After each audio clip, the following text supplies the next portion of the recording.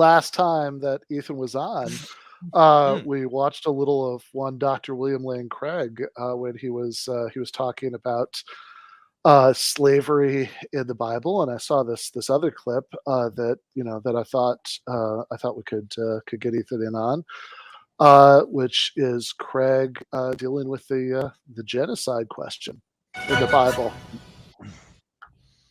I already hate it just because of the font. I have not in any way ever said that God has commanded or could command genocide. That's an unsympathetic misrepresentation of what I said. I just want to start out by saying that it's always a really promising beginning to your video that you put out, that you cut on purpose. When the first words that come out of your mouth in the video are, look, I never endorsed genocide. That was a very unsympathetic interpretation of my earlier comments. I need to be explicitly clear. Is there a butt coming up? But dealing with are these narratives in the Hebrew Bible concerning God's commands to Israel to go into the land of Canaan, or the modern day land of Palestine, and to drive out the Canaanite clans or tribes that were inhabiting the land. And in the Hebrew Bible, God commands Israelites to go in there and to slaughter any of the Canaanites that oppose them, whether man, woman, or child. They are to be exterminated. I do just want to pause right there and say that on the face of it, that does sound a bit genocide-y to me. The exterminated, the men, women, and children. Yeah, that's, I would, let me just, now, I'm not, my previous comments might have been mistaken as supporting genocide. Let me just say, but I think the demographics might be relevant here. I'm not defending anybody, but when we talk about modern genocide, we're talking usually about, vast numbers of people. And here it might be just very nasty tribal warfare. Genocide is anyway, I rescind everything I've said so far. Let's go on. We regret the error. If I misspoke, and if in misspeaking I offended anyone. Fair enough. Now, anybody who takes the Bible to be historical has got to wrestle with these difficult texts. The question is, how could God, who is all loving, all good, and all holy, issue such commands? And why would he do so? Is there some kind of internal inconsistency here? And what I argued was that when you look into these in the context of the narrative, you find that God held his people Israel in Egypt for 400 years before bringing them into the land of Canaan, because he said the iniquity of the Canaanites is not yet complete. These people were not yet so debauched, so reprobate, God would judge them. And so he held his people in abeyance until the iniquity of these Canaanite tribes was so pronounced, they were so vile and so evil that God finally used Israel as his means of bringing judgment upon these tribes, in the same way that God would later use pagan nations like Babylon and Assyria to judge his own people, Israel, by allowing them to come in and sweep through the land and conquer the people. So that this represented God's judgment upon these Canaanite tribes. And when you read the ancient non-biblical literature about these tribes, this was a culture that was incredibly evil. Clay Jones has written an article on this in Philosophia Christi, in which he looks at some of these ancient texts. And the sort of the bestiality and human sacrifice and the mockery of God that characterized this culture was really, really vile. And it raises the hair on your neck to read these texts of what these people were like. And this story of the conquest of Canaan only comes after the story of God's judgment on Sodom and Gomorrah. And you may remember in that story, Abraham argues with God and says, God, if there are 50 righteous people in these cities, will you destroy them? Will you destroy the good along with the unjust? And God says, no, for the sake of the 50, I will not destroy them. And then like a Middle Eastern merchant, Abraham bargains with God. Well, God, if there are 40 in the city, will you destroy it? God says, no, for the sake of the... Wow. A Middle Eastern merchant? All right. Okay. What a cool guy. Missed that. Wow. Whoa. Oh boy. As opposed to all the other merchants of the world who don't borrow. Right. The Middle Eastern ones do that. Yeah. Elsewhere in the world, you just charge whatever the customer asks. Yeah, exactly. All right. Okay. Anyway.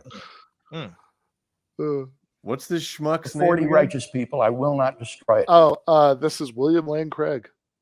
Wow. All right. Yep. And God says, Abraham says, oh God, don't be impatient with me, but if there are 10 righteous men in the city, will you destroy it? And God says, no, for the sake of the 10, I will not destroy it. And Abraham doesn't dare to argue any further with God. But the purpose of this story, which comes in the narrative prior to the conquest of Canaan, I think, is to emphasize that God is not going to judge these people until they are utterly, utterly deserving of judgment because they are so debauched. So the story of Sodom and Gomorrah is illustrative of why God held his people for 400 years before bringing them into the land. And when he brought them into the land to judge Canaan, what was that judgment? It was not to commit genocide. That is an utter misrepresentation. There was no racial war here. There was no command to pursue and hunt down. Yeah. Just another thought that just you want to ask. So if God decides that these people are evil and requiring judgment, that justifies him then enslaving generations of people and subjecting them to extreme suffering so that many generations later they can be the swords of his judgment.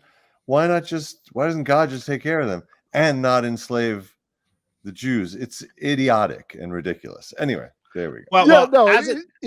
Yeah, please. I was going to say, as a secular humanist, I feel incredibly qualified to talk about this. But this is the Old Testament God, who's quite frankly a dick. Like, I mean, like, this is not the loving God of the New Testament. This is like the God that's like smiting this way, smiting that way.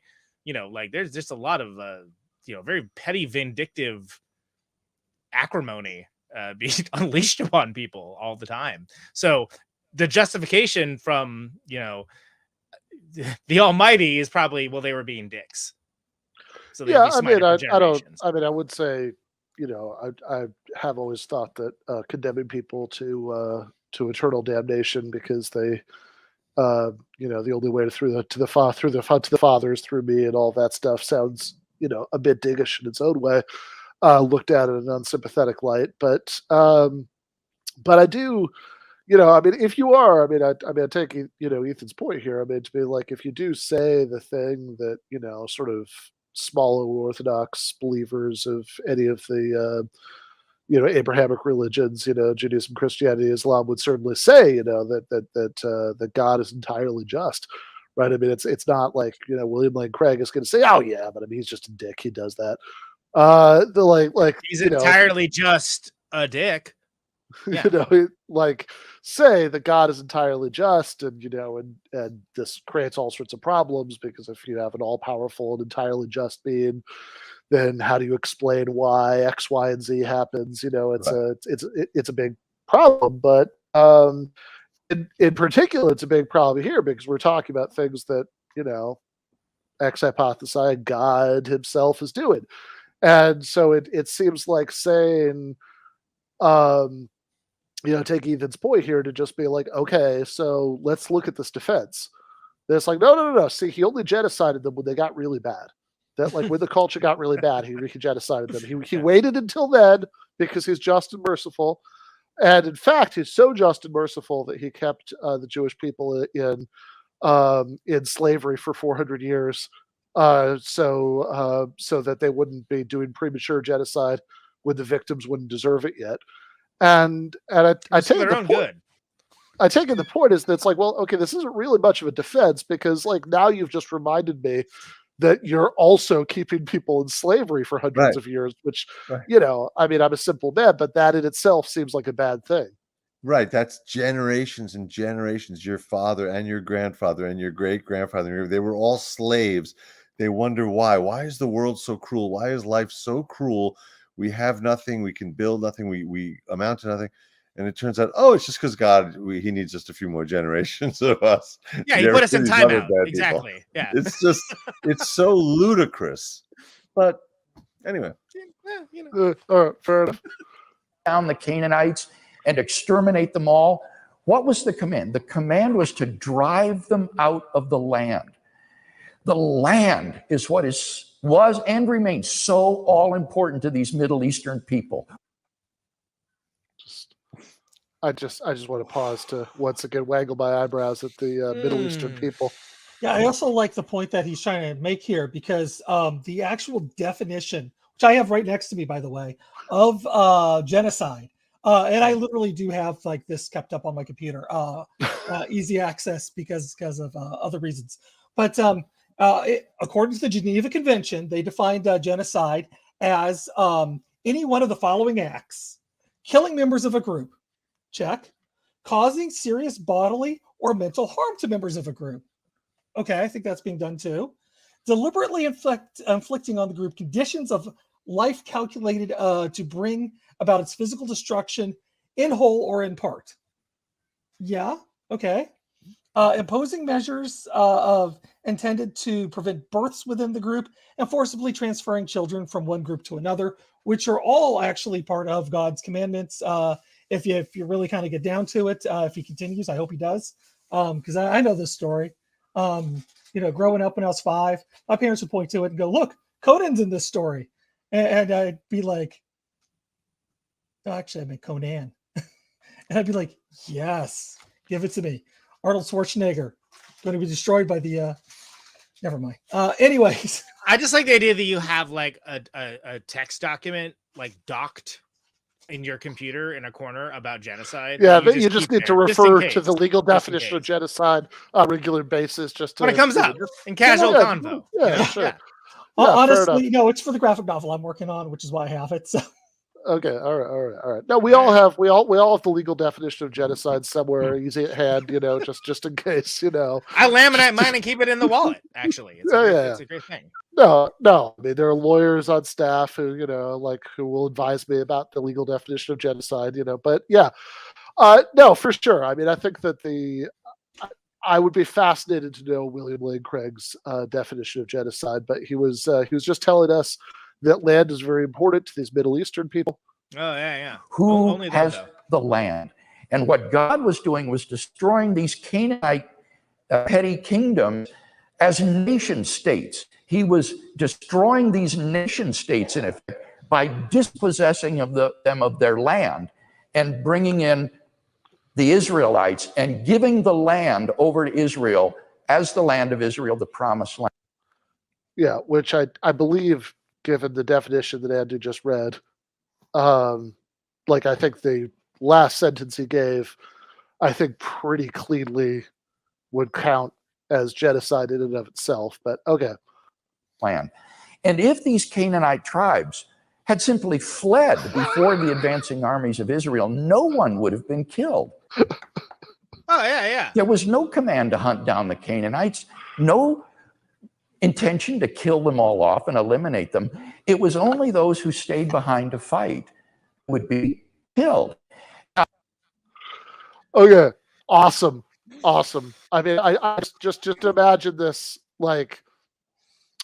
some Serbian militia leader from the 1990s is giving this as his defense that we went into that Bosnian village, and I know you're saying that I was doing genocide, but we weren't actually chasing the ones who got out. Yeah, we were only doing genocide against the ones who stuck around. I think this is literally the plot for Come and See, by the way. But anyway, yeah. Yeah, no, that's a Criterion Collection joke. it's only the people who didn't flee from us Yeah, who we They killed. wouldn't have So that's they wouldn't have fled if they weren't guilty. Wow. This guy. There's a lot more of this too. And in fact, there is nothing in the narrative to suggest that any women or children were killed. There is no narrative whatsoever that says that anybody other than combatants were killed in this cleansing of the land. And we really don't know how many actually were killed. This was apparently a gradual sort of dispossessing of the land that these tribes occupied. So the question is then, well, how... Did he just passive voice this? Like, it's sort of like, that's like the mistakes were made rhetorical trick. It was a dispossessing of the lands. Oh, was it really? I also think that if you're going to try to say that what you're defending is not actually very much like genocide, I think one of the words I might avoid there would be cleansing. Right. Yeah. That's what they say in debate school, right? No, we're just ethnically cleansing. I mean, cleansing out this one ethnical. Oh, never mind. Yeah, and he did actually say, if I'm not mistaken, about 5 minutes ago, that there was a command to kill the women and children. But okay. How could a God who is all holy and just and loving command such a thing? And I think you can make sense of this through a divine command morality, which says that our moral duties are constituted by God's commands, so that when he issues commands to us, these become our moral duties. So Israel and the armies of Israel became, in effect, the instrument by which God judged these Canaanite peoples. The adults it's the unitary executive. deserve the judgment. What's that? It's the unitary executive he's talking about. Wow, yeah, with the Frost Nixon, right? If the president does it, it's not illegal. It's not illegal. Exactly. Yeah. If God says it, it's the law. Yeah, God does it, it's not immoral, which is funny because if he really believed that, why did he bother with the previous 8.5 minutes of the video? Yeah, right? I mean, you could just skip to there, right? It's like, well, God commanded it. That's, what else do you want to know? Exactly. Oh, Right. I wonder what his answer to the Euthyphro dilemma is. Yeah, that's a good question. Maybe we'll find out in the last 25 minutes of this clip. Yeah, I don't know if you're familiar with this, Ethan. When so Plato and in style called the Euthyphro, there's this classic challenge there about whether the holy is that which the gods, do the gods love the holy because it's holy, or is it holy because the gods love it? And this is the sort of foundation of this classic argument against divine command ethics, which is, okay, do you say that morally good things are morally good because God commands them, in which case whatever God commanded, no matter how terrible, would be morally good? Or do you say that God commands it because it's morally good, in which case God commanded it has nothing to do with it? And I have this will say good things about your life if you don't know who this is, but Charlie Kirk. Okay, so it's the founder of an organization called Turning Points USA, which is a conservative youth group, and it's they're all over social media and all this stuff. But in any case, in a debate with him last year, he said that there was very divine command ethicsy, and I sort of said, well, okay, how would you answer this? And he said both, and I have no idea to this day what that means, but I like it. Yeah, both. So anyway, all right. Get you a deity that can do both. That's exactly okay. We do all right. Yeah, let's make sure we catch every bit of this. Canaanite peoples. The adults deserve the judgment that they received if they stayed behind. Now, the more difficult problem is the children. How could God command that the children be killed because these are innocent? And I think what I would want to say there is that God has the right to give and take life as he sees fit. Children die all the time, every day. Just want to run that back because that's it's quite the selling point. Yeah, is that God has the right to give and take life as he sees fit. Children die all the time, every day. Yeah, no, that is. I don't know why the judge was so unsympathetic when I said that at my trial, that children die all the time. Isn't that what Cheney said in Congress, right? Yeah, no, whatever. I mean, children die all the time. All What's the one time. more? Whatever. People's lives are cut short. God is under no obligation whatsoever to prolong anyone's life another second. So he has the right to give and take life as he chooses. Moreover, if you believe, as I do, in the salvation of infants or children who die, what that meant was that the death of these children meant their salvation. They were the recipients of an infinite good as a result of their earthly phase of life being terminated. The problem is that people look at this from a naturalistic perspective and think life ends at the grave. But in fact, this was the salvation of these children and would be far better for them than continuing to be raised, say, in this reprobate Canaanite culture. So I don't think God wronged anybody in commanding this to be done. He didn't wrong the adults because they were deserving of capital punishment. He didn't wrong the children, if there were any that were killed, which we don't know, because God has the right to take their lives. And in fact, they were the recipients of a great good. So I don't think there was anybody that was morally wronged in this affair. So it seems to me that it is possible for God to do so. I think only one thing needs to be added, and that is that God had morally sufficient reasons for issuing such an extraordinary command. It needs to be understood as how extraordinary and out of the ordinary this command was. It is associated with the conquest of Canaan and the dispossession of the land and giving it to these people. And God, I think, had morally sufficient reasons for doing this because these people were due for judgment. And by issuing so harsh an object lesson to Israel, by using them as his instruments for bringing judgment in this way, he emphasized to them, as nothing else could do, how they were to be a holy people set apart for God himself, and not to follow after the pagan deities of Israel's neighbors, not to betray their faith and apostatize and follow these Canaanite gods like Baal and Molech and others. This was an object lesson to them to preserve Israel and the salvation of these people, through which, of course, the instrumentality of Israel, he would eventually bring the Christ into the world and effect the salvation of the entire world through Christ. So I think God had morally sufficient reasons for doing such an extraordinary thing, which is really unique and not something to be repeated or expected in any other time or age.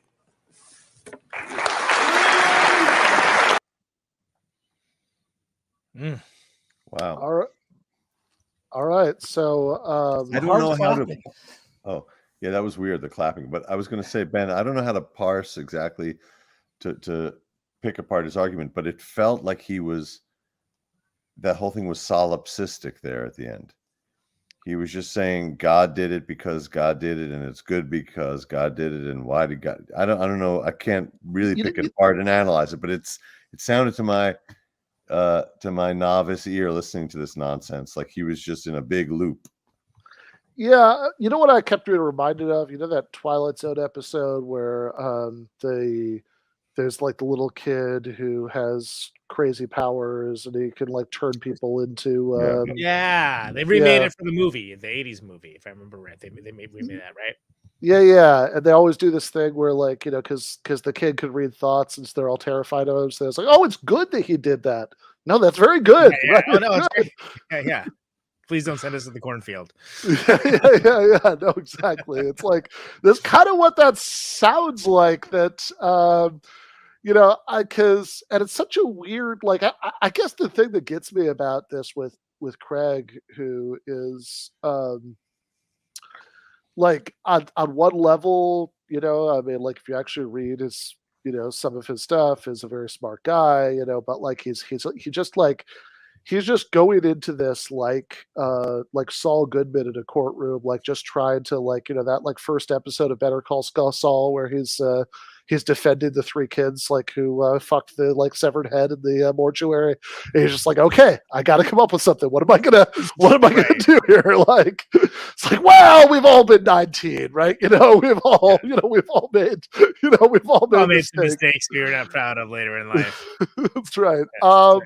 And it's a weird thing because, like, technically speaking, he could just, like, if he really believes the divine command ethics, then that's all he needs to say. I mean, Right. That's what I mean. It just sounds like that's all he's really saying. You should just say, God did it, God said it, so it's right. Good night.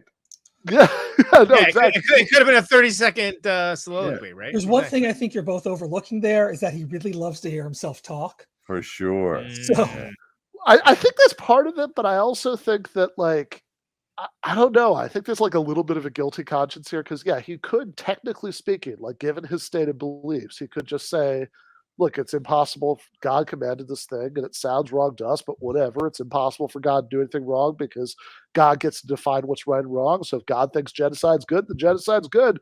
Over and done with, over and out, right? Like, he could just say that, but I don't think that would sit right even with him.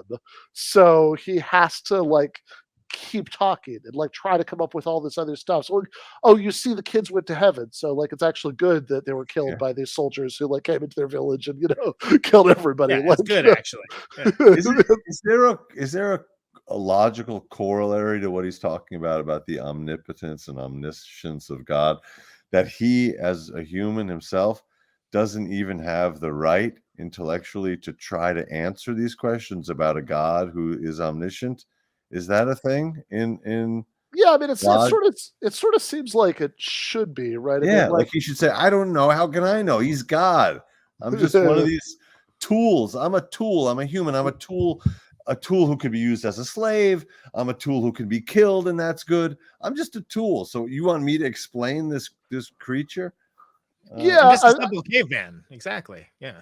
It's a caveman lawyer thing. yeah. I'm just a caveman. Oh, yeah. Yeah.